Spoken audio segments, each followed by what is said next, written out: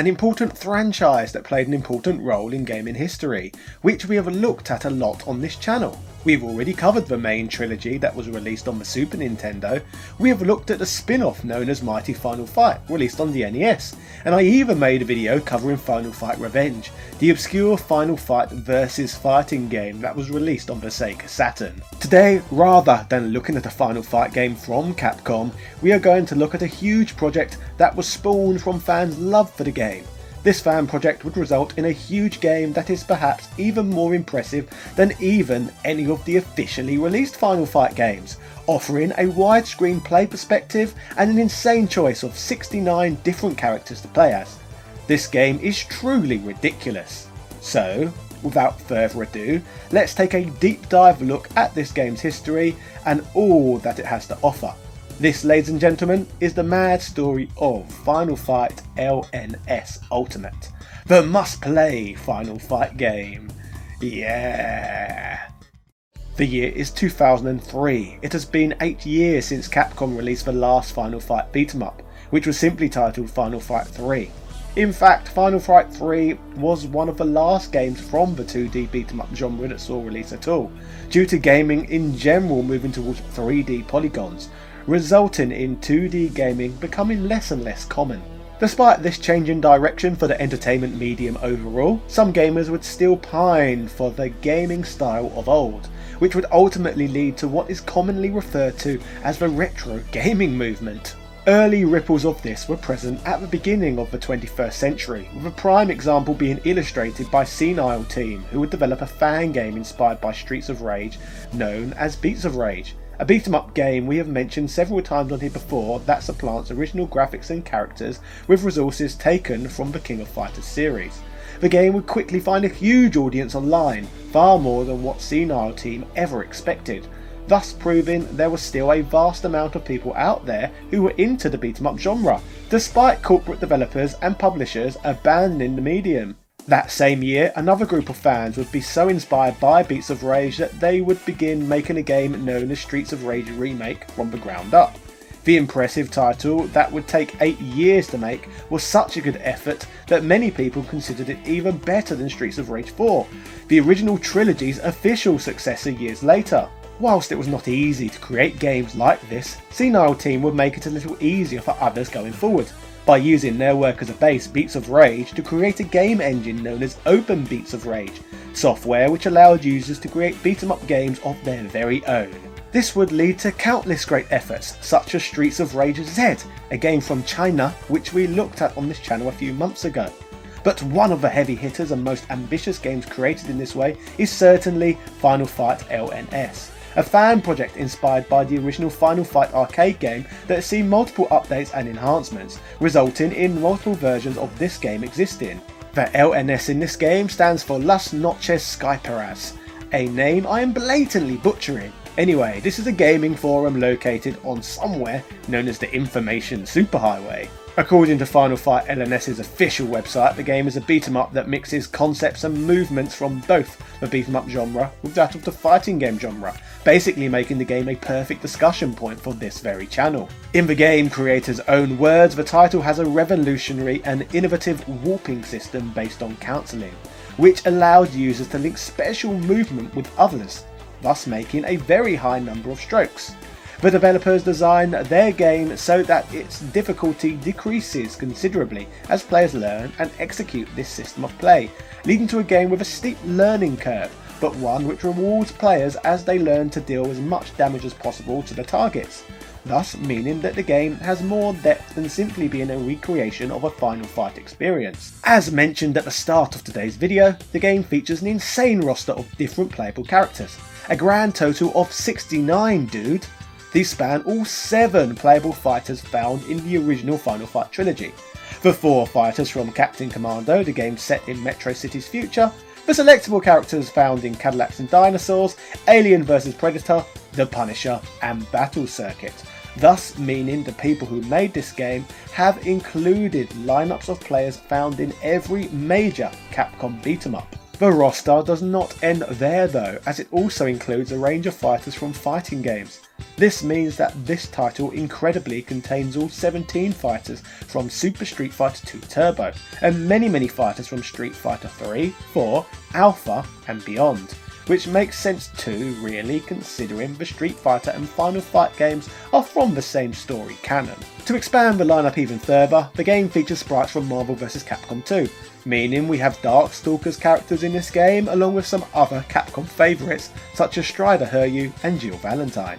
For extra icing on the cake, the game also features Terry Bogard from Fatal Fury, Tiffany Lords from the Rival School series and more. The choice in this game is truly ridiculous. Whilst this game may have a large roster of characters consisting of different fighters from a whole range of games, you may notice that during a playthrough, much of the action in the title takes place in Metro City.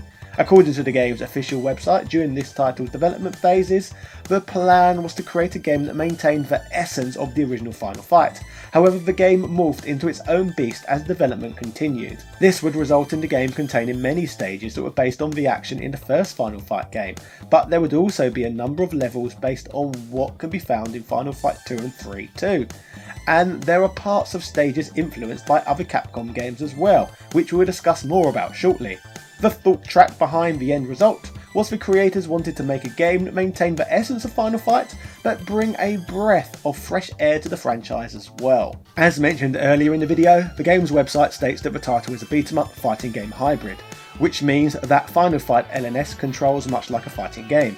Controlling the game consists of the use of a directional pad or joystick mixed with the use of 3 action buttons, which can be used to execute basic, special and ultimate moves within the game. Controls for characters vary depending on which fighter you pick, but the button combinations to execute each fighter's basic, special and ultimate moves can all be found on the Final Fight LNS website, which I must say is a great source of information on this game in general. The moves in the game allow fighters to carry out various actions from offensive to defensive to evasive manoeuvres, all in all adding to the sense of freedom this game delivers.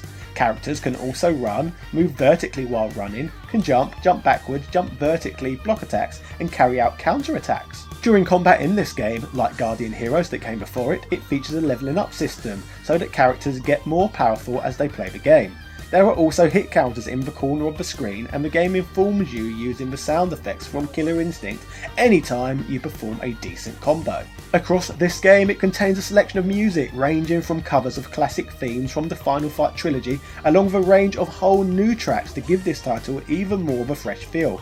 The game features multiple gameplay modes, difficulty levels to select and some bonus play modes such as the Versus mode, Training mode and Boss Rush for example. In addition to all of this, to instantly give the game an element of replayability, with the exception of the Final Fight and Street Fighter 2 lineup, the rest of the cast of the game are unlockable fighters, giving incentive to players to return to the game. In terms of the stages themselves, as pointed out near the beginning of the video, stages in this are not in 4x3 like Final Fight of old, but instead in widescreen for the modern age, giving this game even more of a more up-to-date feel, yet maintaining a lot of traditional artwork. The first stage shares the same backdrop as the opening level from the original Final Fight, and features CD quality audio to accompany the action. In this game, like other Final Fight games, items can be used to replenish health, or, my favourite addition to the game, an item that costs health, which is literally shite. Damned returns from the original game as the stage end boss, however this time it is getting a bit more out of hand, as now there are 2 of them, but I must say it is really cool to see all of this in widescreen for the first time. Players are then taken aboard a moving train, a stage area which has once again been copied from the first Final Fight. Players are eventually brought to a station which features all sorts of Easter eggs placed around. The next area is cool as it is the first departure from the first Final Fight game and instead is a backdrop inspired by the Guy stage from the first Street Fighter Alpha game, mixing stage backdrop content from another series for the first time, which is very cool to see. Mai is even present in the background for some reason. You will also notice that the enemy sprites throughout the game are from various Capcom titles rather than just Final Fight games.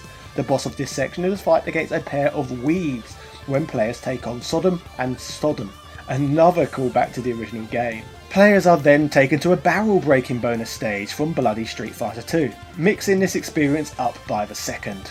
Stage 3 uses assets from the Paris themed stage, which I believe was first present in Final Fight 2, however it is night time this time around. There are lots of enemies to take down, proving that Paris is as rough and undesirable as normal. Players eventually move inside one of the restaurants, with more assets from other games being located in the background. I have to say though, I love the little Final Fight cabinets this stage features. There is always something to see in this game. The boss fight in this stage takes place against Eddie Eves, the rotund police officer from the first Final Fight game. On the next stage, players end up brawling by the toilets found in the first game, before progressing through more of a stage featuring the waterside backdrop from the original title. This familiar stage ends up with a familiar boss encounter too, against Abigail's, another Final Fight original. Another bonus stage occurs featuring the brick breaking section from Street Fighter 2, before the game continues to mix things up by bringing in the airport backdrop from Final Fight 2. You never really know what to expect in this fan game. The boss fight of this stage occurs against Freddy's, the first boss fight in the game who is not a boss from the first Final Fight game, but instead the second one. We are then brought to a sort of industrial-like area found in the first title, featuring enemy sprites from Battle Circuit, a beat 'em up I still need to cover on here. We are then brought to the classic lift section from the original game, which of course sees a fight take place against Twin Relentos. We then have the barrel breaking section in London from Final Fight 2 to play through, followed up with aesthetics taken from the first stage in the second game, with more asset Easter eggs placed here and there. Now I really like the boss section of this stage, because rather than taking a Final Fight boss on, players must face off against Balrog from Street Fighter 2, or as he's known in Japan, Mike Bison, the most dangerous pigeon lover on Earth. The boat from Ken's stage on Street Fighter 2 is even present here as well, which is a great little touch. We are then brought aboard the boat to fight, which is also ripped from a Final Fight game, before taking on Vega, a character who looked like a masked weirdo before COVID-19 made it cool. After defeating these scumbags and maggots, you take on cheap lousy Saggats, before reaching an area that looks like the end section from Final Fight 3.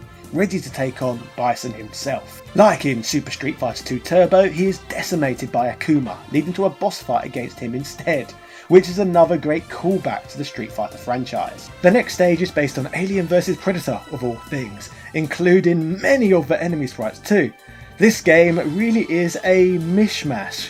This eventually leads to a boss fight with Razor Claw from that very bloody game, followed up with a bonus stage where players destroy a mech. Players are then transported to the Punisher beat 'em up to make this game even trippier, taking on various enemies from another game I am yet to create a deep dive video focused on. Maybe I need to make a Punisher video too. The final stage sees players arrive at the Trump Tower-like building found in the first game. You have mid-bosses appear in this stage from a number of different beat 'em ups before finally taking on the end boss, who no one expected. Bloody Red Aramis, however you pronounce it, Red Arama? Basically the red demon thingy from the Ghosts and Goblins series, which is a surprise to be sure, but a welcome one. There is even an appearance from Arthur himself in this game, everyone's favourite exhibitionist. If you thought all of this was a bit trippy and weird and a strange conclusion to the game, well, that's because it is. Basically, this is a game that varies from playthrough to playthrough, depending on which character you play as, and which version of the game you have chosen. We have just covered in depth one particular way this game can be played, but like the Streets of Rage remake, there are loads of different stages to be experienced in the title, and multiple different endings and ridiculous end bosses that are brought over from various games from the Capcom universe. This is an ambitious game, and this little video is just scratching the surface of what the game offers players really. Overall, I feel that Streets of Rage Remake is more refined than this game, as it was made over 8 years completely from the ground up. But Final Fight LNS delivers a whole new different kind of chaotic fun, on the basis that it mashes so many different games together.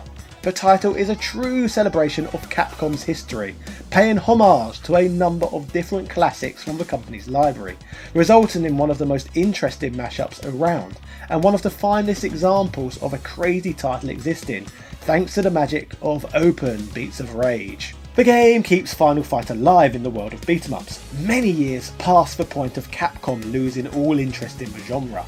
Maybe due to the success of Streets of Rage 4, we may see another true Final Fight game released someday. But for now at least, Final Fight LNS delivers enough chaotic action to hold long-term fans of Capcom over for now. Thank God people carry on making stuff like this. Today's video was produced in part thanks to the people who back this channel over on Patreon, who allow myself to continue to make videos covering gaming history on a full-time basis. You can see all of these videos ahead of schedule by supporting this channel for just $1 a month over on Patreon. Every little helps when it comes to producing these videos day to day. Special thank yous and shout outs go out to the following people: Sebastian Velez, Carl Johnson, A Murder of Crows, Heyo Paula Lopez, Joseph Rasmick, Doug Perkins, Rowan Dinched, Evan Border, Philip Manf, Camber Rambo 82, Aswell Warakai, Keith Ferguson, Dropkin Morella, Prince Knight, Michael Cullix, Ago, Jordan Durant, TOG Driver, Angel Light 85, Alethea Swanson, Timothy W. Haskins II, Nick Daniels, Prince Azana, Carlos Domingos, SpongeMatt B, Glenny Glenn, Daniel Daly, Computer Man, House of a Ted, Gary Pinkett, ECU Professor, Instant Gratification Monkey, Man Shovel, James Bishop, JB, Posty XL, Michael Hall, Bubba Kitty, Ron Stud, Busty St. Clair, Langston Miller, Noob, Casey Wright, Zai, Brian Barry, Selagny, Chris Margarine, Stephen Lewis, Sarah Powell, Vlaming Renee, Sarai H. Al Sarai, Marvin Araliga, Chris Cool, Punky Dooster, Adrian Hannington, Bernard NG, Marco Soto, Richard Stu Stewart, James McDonald, Jazzy Tate, Crazy Yarl, Master Jink, Hans Christian, Time Lord Soundwave, Dan Van Dam, Adam Castine, Gregory Smoradrix, Rick 67, Louis Fiant, John Bates, David Bell, Angry Little SOB, Mike Bruno, Arnish Reinsbergs, Chris Fisk, Ivan M, Paul Elliott, Me Machine Dean, Antonio Rodriguez, Dan Barlow Jr., Craig Jenkins, Tom Elliott, Retroverse.com, Since Space,